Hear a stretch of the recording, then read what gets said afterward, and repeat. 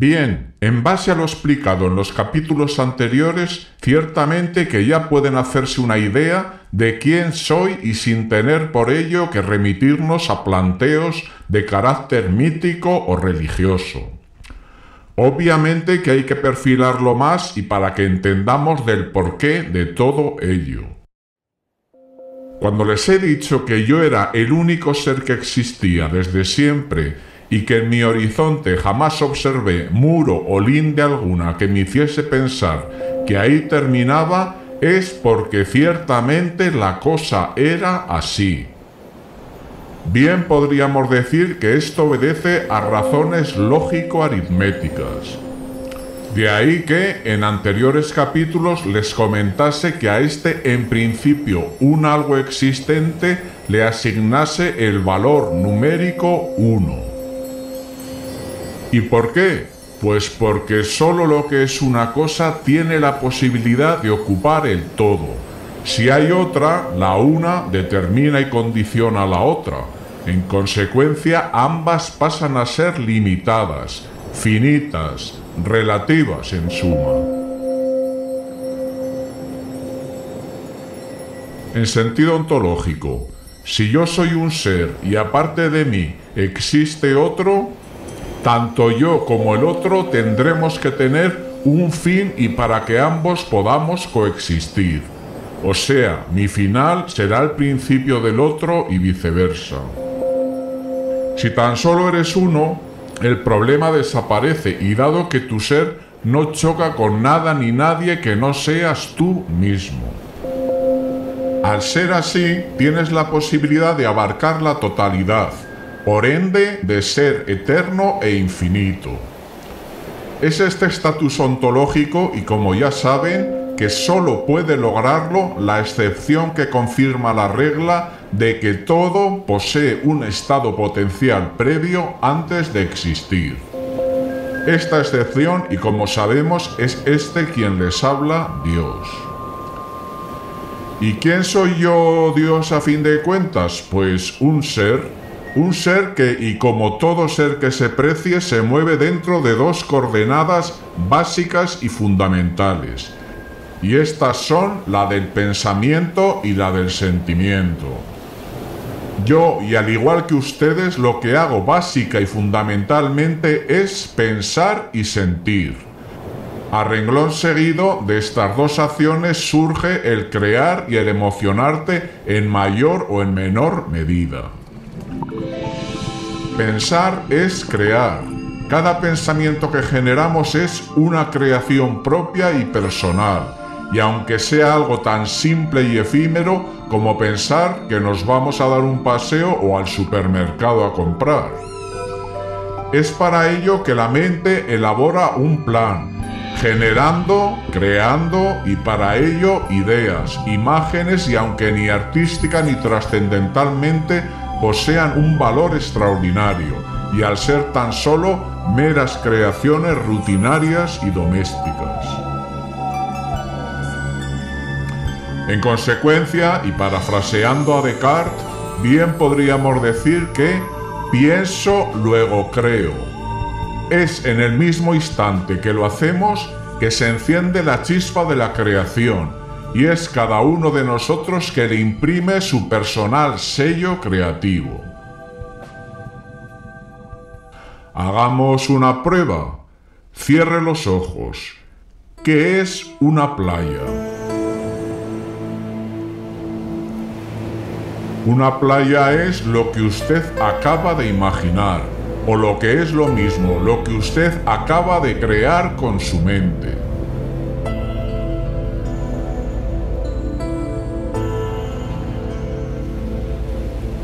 Cuando en el capítulo anterior les hablé de los recuerdos que Yahvé me hizo revivir en el año 1997, les dije que es este que trajo a mi memoria el cómo me encontraba yo en ese sereno y exultante día eterno, en el que ni paraba de crear ni de emocionarme.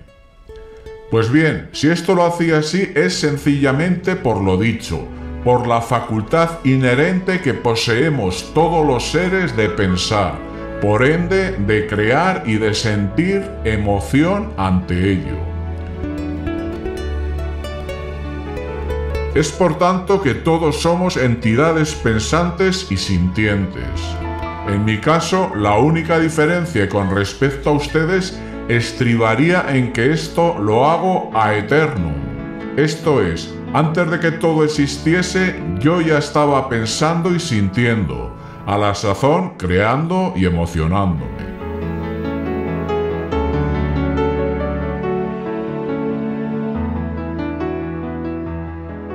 Bien, vamos a retomar lo del asunto 1 y para que el buen juicio no nos lleve rápidamente a incómodas perplejidades, a las que podamos confundir con aporías. Veamos. Hablando en sentido ontológico, si para ser infinito y por ende absoluto tienes necesariamente que ser tan solo uno, entonces parecería que solamente puedo existir yo, Dios. Pues de hacerlo con otro u otra, ambos nos relativizaríamos. Y esto no deja de ser una gran paradoja, y teniendo en cuenta que en puridad tan solo soy la excepción que confirma la regla de que todo posee un estado potencial previo antes de existir. Si tan solo soy eso, parece un dislate decir que esto me puede otorgar la categoría de absoluto, en consecuencia en el único candidato a ocupar el todo desde siempre. De cumplirse, curiosamente, yo a la regla la boicotearía, dejándola sin posibilidad de ser. Y dado que cuando quiera abandonar la potencialidad y pasar a acto, se va a encontrar conmigo, con la excepción que está ocupando el todo. Esto arrojaría un resultado que la lógica no puede consentir, y es el siguiente. La excepción no confirmaría la regla, la anularía. Y esto transgrede palmariamente su reglamento. En razón de ello es la lógica, la dama invisible que llamo, que en su arbitraje no pararía de sacarme tarjetas y más tarjetas, y al estar indefinidamente contraviniendo sus principios. Bien, pues esta aparente aporía no lo es tal. Les voy a explicar las cosas tal cual son y ya verán cómo al final lo entienden perfectamente. Antes de ello, quisiera informarles de algunas cosas que considero preceptivas y esenciales, y son las siguientes. Es en este manifiesto y para orientarnos en la senda ontológica que me estoy dirigiendo a ustedes autodefiniéndome desde principio como Dios.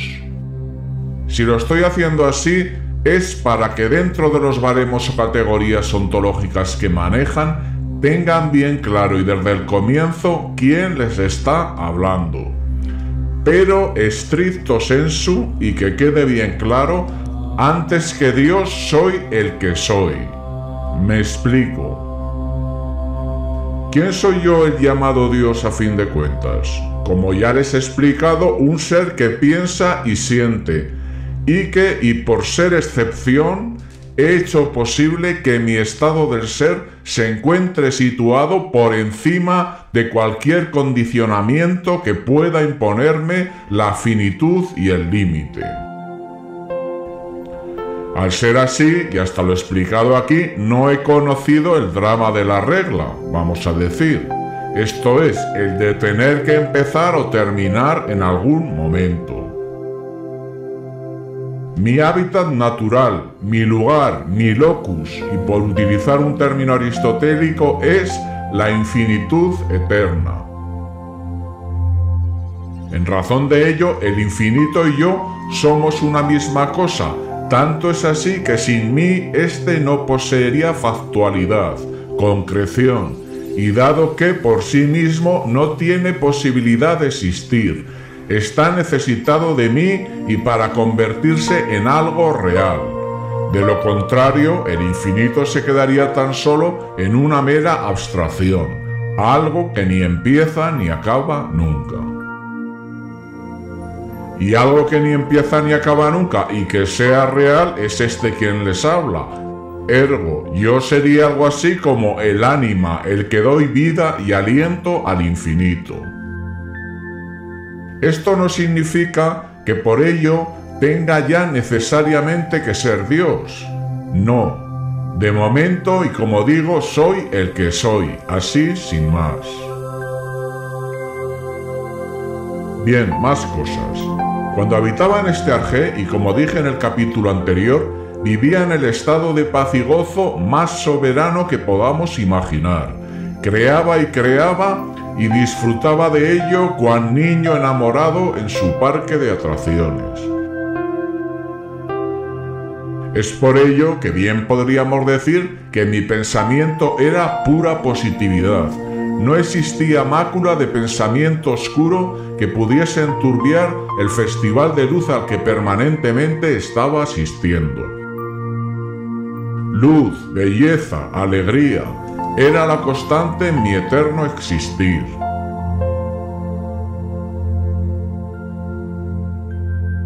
Si mi pensamiento era así, es por pura lógica, pues al carecer de límite o barrera espaciotemporal y ocupar el todo desde siempre, mi mente era libre y diáfana.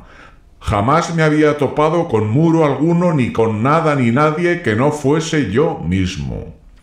Si en algún momento y en la lejanía, supongamos, hubiese observado un principio y un final, mi mente automáticamente habría cambiado de chip.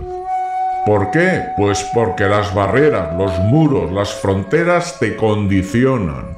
Es ante ello que la mente reacciona de forma negativa. Se oscurece, y por decirlo en pocas palabras. De haberlos divisado, rápidamente me habría cuestionado, pues, lo típico. ¿Y qué hacen ahí esos muros?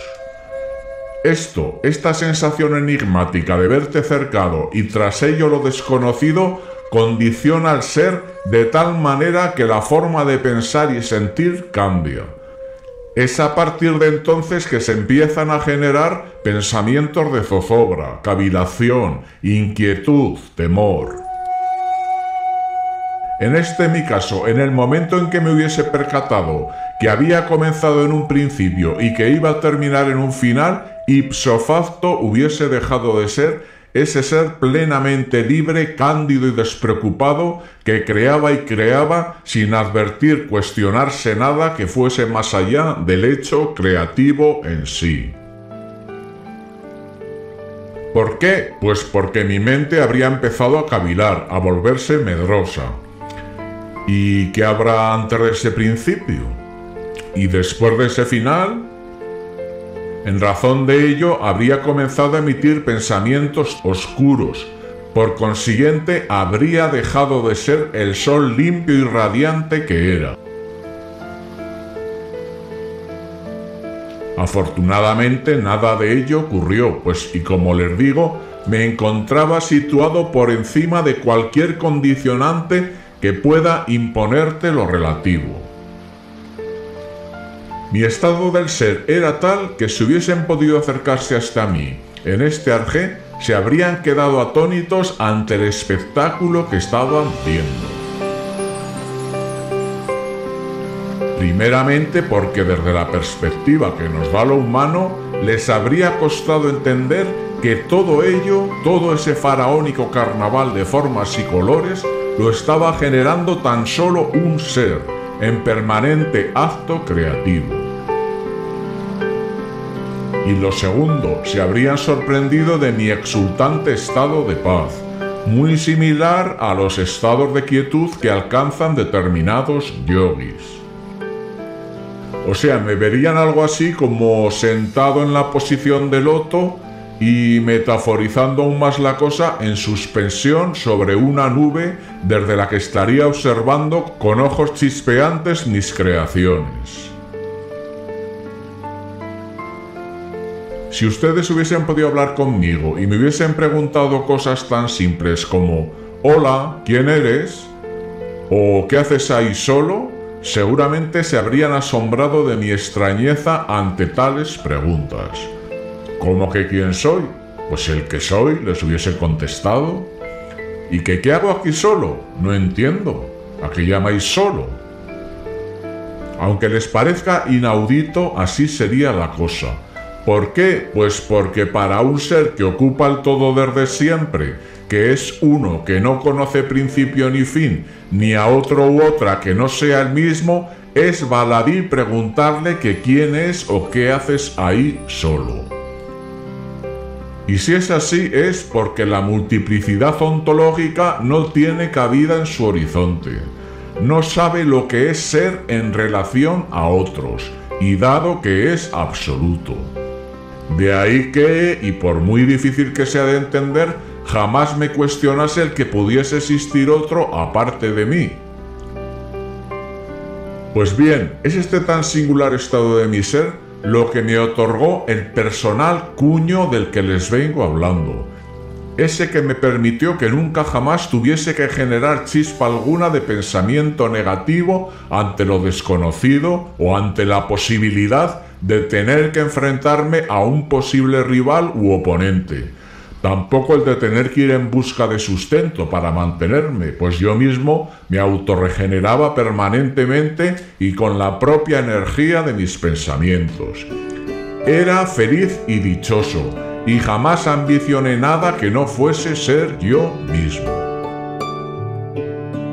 Vuelvo a insistir que desde un enfoque antropocéntrico esto pueda resultarnos de lo más chocante, pues bien podrán preguntarse que, aunque fuese feliz y no echase en falta a nadie, ¿no se aburría usted de estar siempre en ese estado de embelesamiento perpetuo ante lo que creaba? Y yo a esta pregunta la comparo a como si al acercarse a una araña encaramada a un árbol y en donde ha confeccionado su tela le preguntasen: «Oye, ¿no te cansas de estar ahí todo el día sola? ¿No te apetecería salir a dar un paseo, charlar con otras arañas y comentar cómo les ha ido la jornada?» La araña no sabría de qué le estás hablando. Pues en igual medida me ocurría a mí, si me hubiesen preguntado lo antedicho. Bien, esto que les estoy contando sería ya algo así como los secretos íntimos de un ser al que se le conoce como Dios. Algo nunca jamás contado por nadie y que reconozco que bajo palio del dogma puede resultar incluso herético. Y máxime si les digo que, en base a lo explicado, seguramente pensarán que es aquí, en este Arjé, que yo ya sabía y conocía perfectamente lo que les vengo contando, que pertenecía a un fenómeno que era la excepción que confirma una regla y que por ello la lógica consentía mi existir y desde siempre. Y no, la cosa no era así, pues la verdad sea dicha, no tenía ni la más remota idea. Les confieso, por no saber, no sabía ni contar. Esto último lo digo en virtud de que para mí no existía una cosa, dos cosas, tres cosas. Yo tan solo veía un conjunto unitario, y aunque éste estuviese preñado de miríadas de creaciones diferentes. La sorpresa de ustedes estriba en pensar, y de ahí que quiera aclararlo, que quien se encontraba en este Arjé es ya el Dios al que están acostumbrados por vía dogmática o doctrinal. Y por el momento, insisto, tan solo soy el que soy. Es más, si dentro de las preguntas antedichas hubiesen incluido la de preguntarme ¿y no será usted Dios?, ante esto me hubiese quedado tan perplejo como si a la araña antedicha le hubiesen preguntado: «Oye, ¿sabes que eres un arácnido perteneciente a la especie de los artrópodos quelicerados?» El concepto Dios, así tal cual, insisto, es algo postrero, que va a surgir después. Una categoría ontológica con la que tratamos de definir y desde la perspectiva que nos da lo relativo al ser absoluto. Aún así, y para no liar demasiado la cosa, seguiré dirigiéndome a ustedes como lo he hecho hasta ahora, como Dios. Aclarado este punto, retomemos el asunto uno infinito y para desfacer cualquier posible entuerto. Si en este arjé, como digo, yo ocupaba el todo y desde siempre, se supone que la regla, y que todavía se encuentra en potencia, tendrá que estar anidando en mí, y dado que no tiene otro lugar en donde hacerlo. Pero claro, de ser así, surge una antinomia, pues esto haría presuponer que una parte de mí se encontraría todavía en potencia, y dado que esa potencia, al actualizarse, lo haría en mí. Al ser así, pasaría a formar parte de mi mismidad. Sería, por tanto, yo también. En razón de ello, me convertiría en regla y excepción que la confirma a la vez. Y esto es una contradicción insostenible, que la lógica no puede consentir. Es la dama invisible que me hubiese dicho, o regla o excepción. Si pretendes ser ambas cosas, te saco tarjeta y punto.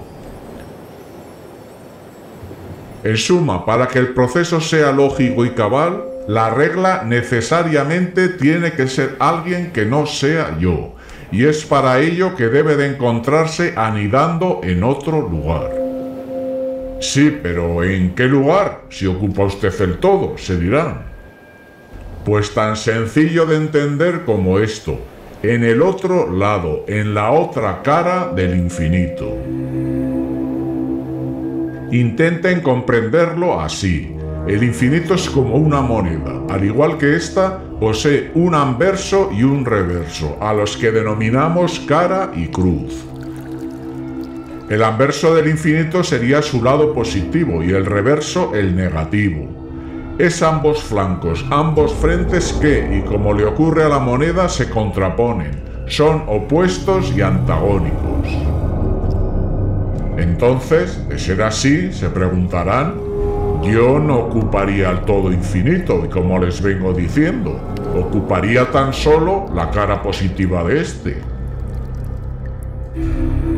Sí y no. Esto tenemos que depurarlo bien. Piensen que, y por el momento, les estoy hablando de cuando la noche aún no existía. Y al decir noche, me refiero obviamente al reverso, al lado oscuro y negativo del infinito. Hasta lo contado aquí, solo existe el día eterno que yo mismo estoy generando. La noche se encuentra en el otro lado, a mis espaldas y en potencia. O sea, aún no existe. En consecuencia, no es incorrecto decir que yo, en este arjé, ocupaba el todo existente. El intríngulis estaría en que en el momento que la noche irrumpa, esta va a ser de alguien que no soy yo. Y esto parecería como que contravendría mi supuesta infinitud omniabarcadora, pues yo pasaría a ser algo así como la media naranja del infinito. Y la cosa, y de principio vamos a decir que así es, pues es una vez que la noche irrumpe en escena que el infinito posee ya dos frentes contrapuestos y cortados a cuchillo, vamos a decir. Pero ya verán en sucesivos capítulos cómo la lógica y con el tiempo va a diluir esto, de forma y manera que cuasi me va a obligar a que sea yo el encargado de controlar y dirigir la noche. Es aquí precisamente cuando empezaría ya a bosquejarse la idea o el concepto de Dios. De momento, y siguiendo con el tono metafórico, yo, la luz del día, sería por tanto la excepción que confirma la regla de que todo es noche, o lo que es lo mismo, de que todo y para ser necesita nacer. En consecuencia, lo único que nos diferenciaría y de principio sería que yo no estaría necesitado de nacimiento para ser, y la noche sí. En lo demás seríamos igual.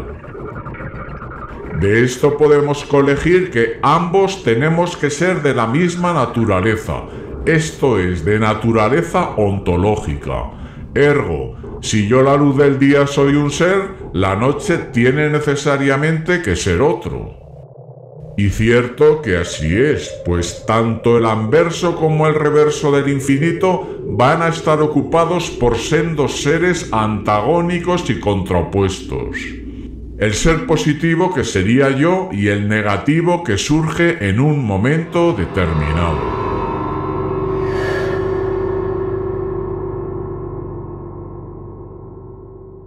Es precisamente la circunstancia de nacer y, como veremos, lo que abocará al ser negativo a engendrar la noche.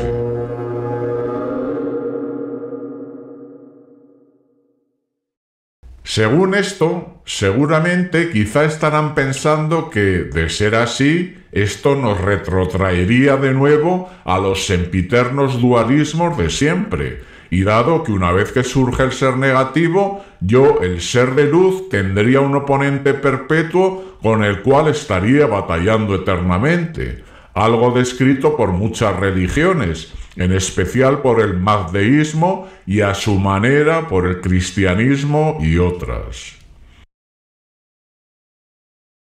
Y sí, de entrada suena a eso, pero ¿por qué creen que les he hecho bajar hasta este fondo oceánico?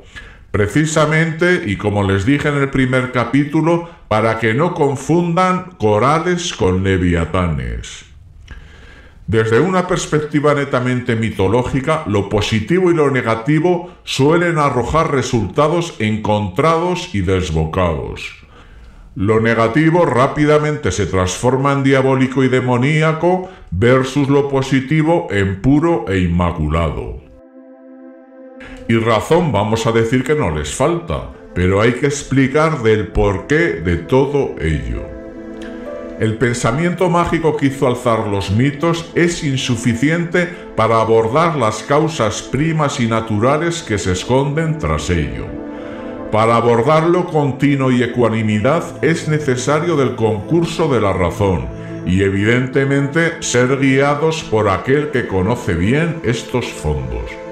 Es con esto que podremos dilucidar en plenitud las causas profundas que anidan tanto en el bien como en la génesis del mal. Si a través del prisma de lo mitológico iconizan al bien y al mal, lo más probable es que terminen haciéndolo todo mal. Si ante el icono del bien se arrodillan, malo, y si ante el del mal salen corriendo, malo también. De momento vamos a ir precisando y puntualizando cosas esenciales. Es cuando el infinito se dualiza, cuando aparece su lado oscuro y negativo, que ciertamente que existe un periodo en donde yo y el neonato nos encontramos espalda contra espalda y plenamente desconectados. Seríamos, por tanto, los dos polos opuestos de una misma cosa, y en principio parecería que irreconciliables. Para verlo con paladina claridad, vamos a rebobinar la cinta de los aconteceres y para dilucidar bien cada paso. Intenten de nuevo y de forma un tanto alegórica verme en las alturas y encaramado a una nube. Es por debajo de mí que en teoría se encontraría la otra cara de la moneda, la noche, pero es esta y por el momento que aún no existe, se encuentra en potencia. Pero bien, lo primero y antes que nada que tengo que decirles es que esta imagen que les estoy presentando de un dios flotante y entre nubes, que quede claro que tiene muy poco que ver con los modelos y arquetipos utilizados mayormente dentro del ámbito de la fe cristiana. Es en esta mi presentación que, y como ven, eludo toda suerte de rimbombancia. No hay potestades, no hay querubines ni arcángeles, ni estoy flanqueado por la acostumbrada hueste de coros angelicales. Estoy solo y por el momento carezco de la conciencia suficiente como para advertir que en cualquier momento por debajo de mí puede irrumpir algo tan extraordinario como trascendente. O sea que más que el Dios plenipotenciario a la usanza dogmática, parecería más bien la estampa de un soñador solitario, enamoradísimo de su causa, pero un tanto tibio y atolondrado. Y dado que no me entero de la misa a la mitad, y nunca mejor dicho. ¿Pero qué quieren que les diga? La cosa es así. Yo les cuento la verdad tal cual es, sin colorantes ni conservantes. Y aunque de entrada parezca que estoy tirando piedras sobre mi propio tejado, y al no presentarme con el glamour y el tronío que mandan los cánones del Olimpo. O sea, es aquí en este arjé que podríamos decir que me encontraba en las nubes, y entendiendo esto con toda la carga eufemística y metafórica que merece. Y si estaba así, y reiterándome en lo mismo, es porque todo alentaba a ello. Fuera despreocupación plena y total que tenía ante la incertidumbre y los infortunios que engendra lo limitado, que hicieron de mí un gran soñador, repleto de luces y ausente de sombras. Algo parecido a lo que les ocurre aquí en la Tierra a la gente extremadamente idealista y soñadora, que, imbuidos en sus sueños, pues se olvidan de la realidad que tienen bajo sus pies. Lo paradójico de mi caso es que este soñador llamado Dios, bajo sus pies no veía suelo al que ponerle zanca. Tan solo nubes algodonadas que a modo de alfombra mágica me hacían volar por los parajes más bellos y sublimes que nadie puede imaginar. ¿Qué sucede? Que este estado de exaltación soñadora ciertamente que te puede llevar a un grado de embelesamiento superlativo, tal que no te haga reparar en que eso que tienes frente a ti no son más que sueños, que tu mente no para de crear. Y ya saben lo que dijo estos Calderón de la Barca, que los sueños, sueños son. Pero claro, mi gran dilema era este. Si nada existe más allá de tus sueños, ¿en qué otra cosa vas a creer? ¿En las pesadillas? Bien, sí, pero ¿en las pesadillas de quién? Dado que solo existía yo. De existir estas las tendría que haber creado yo, y con ello haberlas ingresado en el patrimonio de mi mente, cosa a todas luces improbable, pues habría llenado mi mundo interior de una suciedad mental innecesaria, y yo no estaba por esa labor. A lo máximo que podía haber llegado en todo caso es a intuir de vez en cuando que quizá en algún momento, a lo mejor o a lo peor, pudiese llegar a existir una realidad contrapuesta a la mía.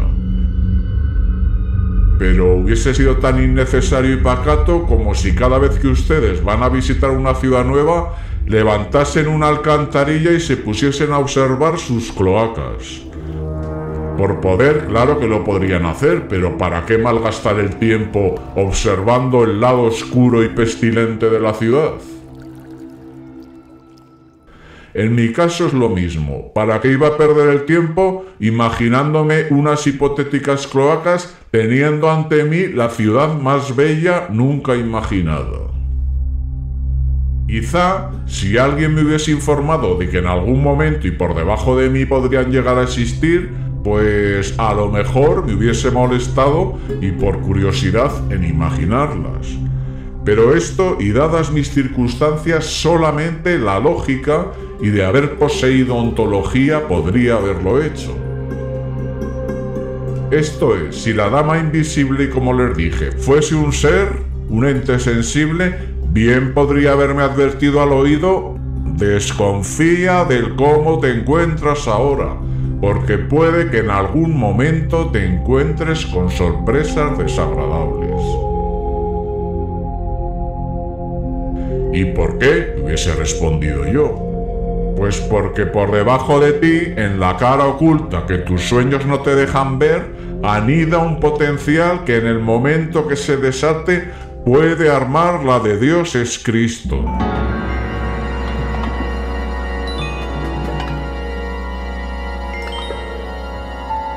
De haber ocurrido esto, cierto que, y como medida preventiva, sí hubiese tenido justificación el imaginar cómo sería ese submundo y para defenderme de una posible inmisión de este en el mío.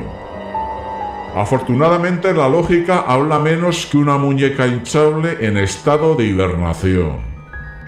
Y menos mal que así es, porque de haber ido de Celestina platicando por los codos, seguramente que ante esta noticia me hubiese hecho temblar. Me habría metido el demonio en el cuerpo y que se suele decir, y con ello habría debilitado mis afanes creativos. Y es este quien les habla que ya no hubiese sido el plácido y sereno creador, despreocupado de cualquier injerencia que no fuese la de mi santa inocencia. Es a partir de ese momento que estaría ya siempre con la mosca tras la oreja, y en el peor de los casos, quizá hundiéndome en el cenagal que el infortunio nos procura cuando los miedos nos acechan.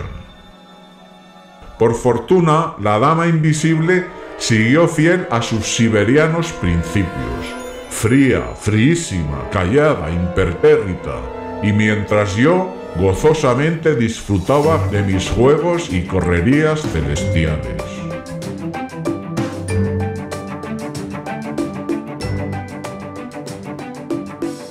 Bien, aclarado este punto del por qué nunca reparé en si podría existir una realidad opuesta a la mía e intentando ir más allá de las valoraciones que desde lo humano podamos advertir, lo importante de todo esto que les estoy contando es que yo, la cara positiva del infinito, existía y era el ser necesario, entendiendo esto bajo criterio filosófico, dícese del ser que es en sí y no está necesitado de otro para ser, y bajo presupuestos filantrópicos. Y dado que yo voy a ser el ser necesario y para desfacer el entuerto que el ser negativo va a provocar con su nacimiento. En razón de ello, es aquí que ser necesario adquiriría un sentido polisémico. En suma, es como si el juego del destino y a modo de genio de la lámpara me hubiese dicho: mira, te voy a conceder la existencia y para siempre. A cambio de ello, tú serás nuestro salvador, cuando irrumpa la noche y con ella el gran naufragio.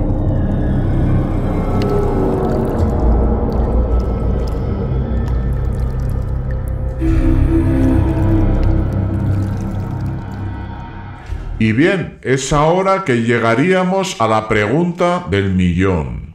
¿Por qué empezó a existir en un momento determinado la noche? O lo que es lo mismo, el ser negativo.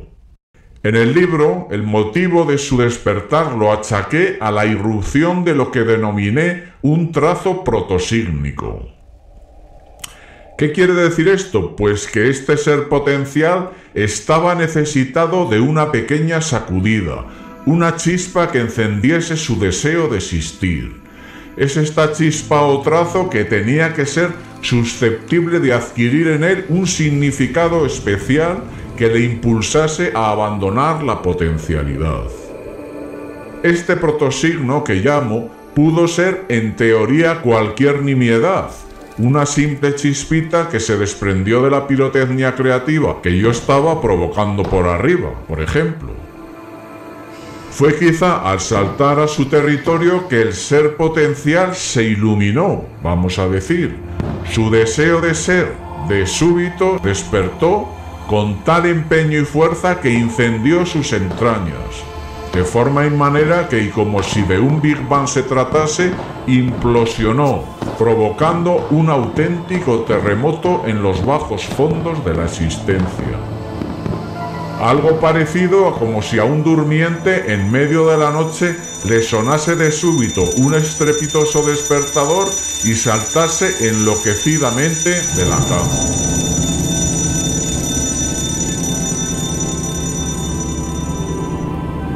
Una vez ocurrido esto, una vez que saltó de la cama, es este ser que empezó a existir, por ende a estar sujeto ya a los inexorables designios de la lógica.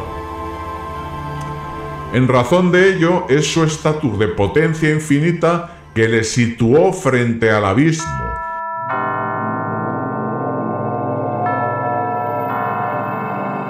¿Por qué? Pues porque una potencia infinita nunca jamás puede terminar de actualizarse, de hacerlo de la tarea que es finita.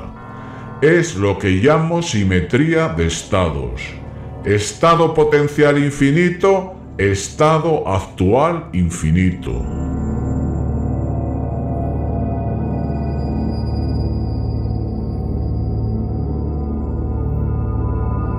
Pues fue en el momento que pasó a acto que, y por lógica, no dejó de crecer y de crecer exponencialmente. De esto se infiere que una vez que la potencia infinita empieza a ser, actualizarse, es esta que genera un proceso interminable, se convierte en fuente que no para de manar. Al ser negativo y como potencia infinita que era, le ocurrió lo mismo.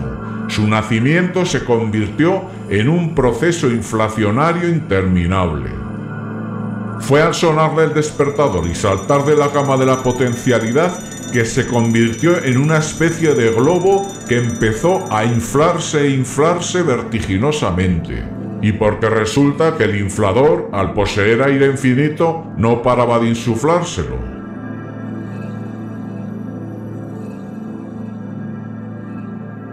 Bien, ¿cómo me pilló esto a mí, la cara positiva del infinito y que me encontraba en lo alto embelesado con mis creaciones? Pues evidentemente que me pilló por sorpresa. Tan sencillo de entender como algo parecido a esto. Imagínenme en estas mis alturas rebosantes de amor y lírica. Fue de repente que sentí como una extraña vibración, acompañada de un estruendo grave y lejano.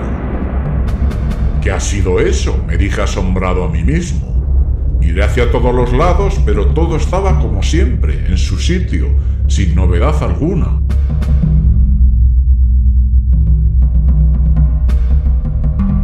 ¿Cómo es posible? Si yo no estoy provocando eso, exclamé. Pues bien, fíjense ustedes qué curioso, es la primera vez en toda la eternidad que decliné la mirada y fue entonces que reparé en que esa extraña y lejana vibración provenía de abajo.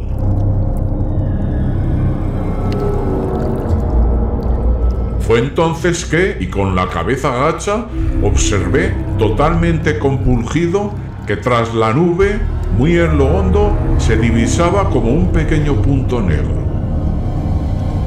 Fue así, y sin abandonar mi asombro, que me puse en cuclillas y como el que empieza a mirar por el ojo de una cerradura, observé con gran estupor del cómo, en lo más profundo ciertamente que había algo. Algo oscuro, parduzco, que palpitaba y que iba creciendo y creciendo a la velocidad del rayo. Pero, ¿qué es eso? ¿De dónde ha salido? Balbuceé sin encontrar palabras para definir lo que estaba viendo. Me alcé, resoplé varias veces, volví a reclinarme, a mirar, a levantarme, a resoplar. Mis ojos se movían como rabos de lagartija recién cortados.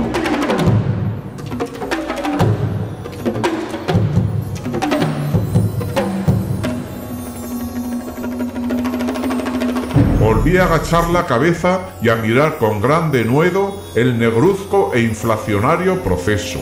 Mi asombro iba creciendo tan velozmente como la dantesca sombra que, y como mancha de fuel en mar embravecido, amenazaba con contaminar la costa de mis sueños. Es en esto, y cuando la sombra alcanzó un tamaño descomunal, que ¡horror! ¡No!, grité despavorido.